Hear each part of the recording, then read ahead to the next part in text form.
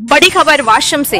महाराष्ट्र नवनिर्माण सेना के कार्यकर्ताओं ने वाशिम हिंगोली हाईवे पर स्थित तोंडगांव टोल प्लाजा पर आज शाम करीब 6 बजे जबरदस्त तोड़फोड़ की। आंदोलनकारियों का आरोप है कि टोल वसूली के बावजूद न तो कोई सुविधा मिल रही है और न ही कनेरगांव तक सड़क का निर्माण पूरा किया गया है।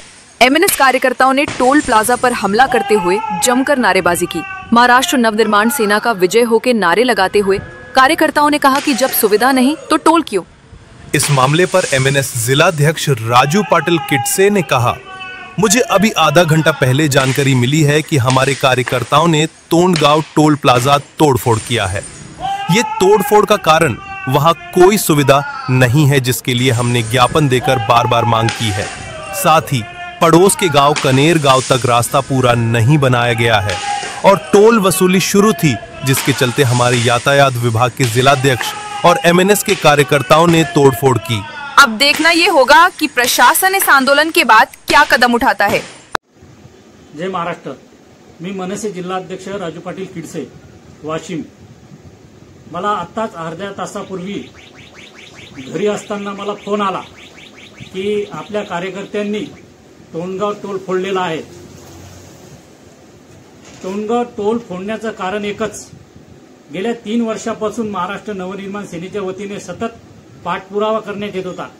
त्या तोंडगाव टोलवरची जी सुविधा आहे, कोणत्या प्रकारची तोंडगाव टोलवर सुविधा नाही, त्या सुविधेसाठी व तसेच कनेरगावकडे जात असताना टोलपासून 300 ते 400 मीटरवर जो रस्ता अपूर्ण आहे, तो अपूर्ण रस्ता करण्यासाठी वेळोवेळी आम्ही प्रशासनाला निवेदन देऊन थकलो आणि त्या रस्त्याची आम्ही सतत मागणी केली की रस्ता पूर्ण करण्यात यावा, परंतु रस्ता पूर्ण न करता टोलची वसुली चालूच होती। आज महाराष्ट्र नवनिर्माण सेनेच्या वतीने हा टोल फोडण्यात आला।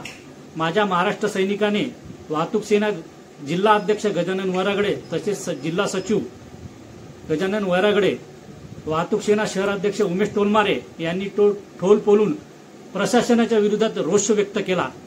अशाच प्रकारे माझे महाराष्ट्र सैनिक, प्रशासन जर जागेवर येत नसेल, वटणीवर येत नसेल, आमच्या निवेदनाला व आमच्या मागणीला जर यश मिळत नसेल, आमच्या मागणीला जर प्रशासन दाद देत नसेल, माझे महाराष्ट्र सैनिक अशाच प्रकारे जिथे कुठे अन्याय दिसेल तिथे लात मारत राहतील।